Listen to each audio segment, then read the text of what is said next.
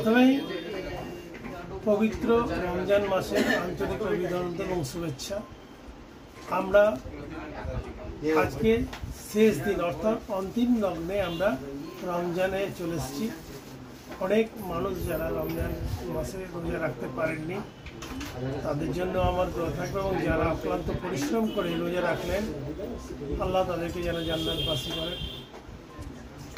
রমজানের শুভেচ্ছার সঙ্গে আমরা আগামী দিনে পবিত্র ঈদ উল ফিতর উদযাপন করতে চলেছি। এই পবিত্র ঈদ উল ফিতর ইসলাম ধর্মের শ্রেষ্ঠ উৎসব। সেই উৎসবকে সাফল্যমণ্ডিত করতে প্রত্যেক ঈদগাহায় সকাল কেউ 7টা, কেউ 8টা, কেউ 8:30টার মধ্যে আমরা ঈদের নামাজ পড়ব। এই নামাজ আমরা কিন্তু রোজা হচ্ছে সংযম, রোজা হচ্ছে আত্মত্যাগের বলিদান, সেইটা আমরা যেন কাজে লাগাতে পারি। আমরা প্রত্যেকটা মানুষের পাশে থেকে আমরা এই ঈদকে সাফল্যমণ্ডিত করতে পারি। সাম্প্রদায়িক সম্প্রীতি বজায় রেখে হিন্দু, মুসলিম, খ্রিস্টান, জৈন সবাই মিলে আমরা এই আনন্দ উপভোগ করতে পারি। কোনোভাবে কোনো মতেই আমরা বিভাজন তৈরি করব না। আমরা গোটা আমরা ভারতবাসী, আমরা ভারতীয় হিসাবে গর্ববোধ করি।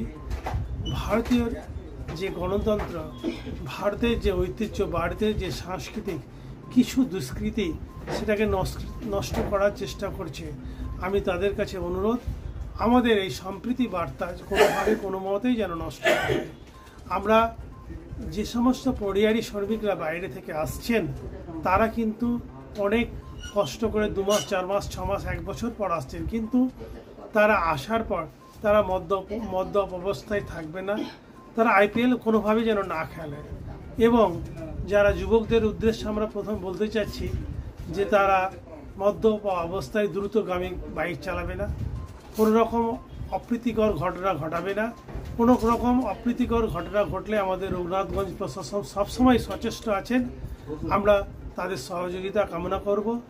আপনারা এই পবিত্র ঈদটা আমরা যেন সাফল্যমণ্ডিত করতে পারি, সবাই মিলেমিশে আনন্দ উপভোগ করতে পারি, এই দোয়া আশীর্বাদ আমি করছি আপনাদের কাছ থেকে।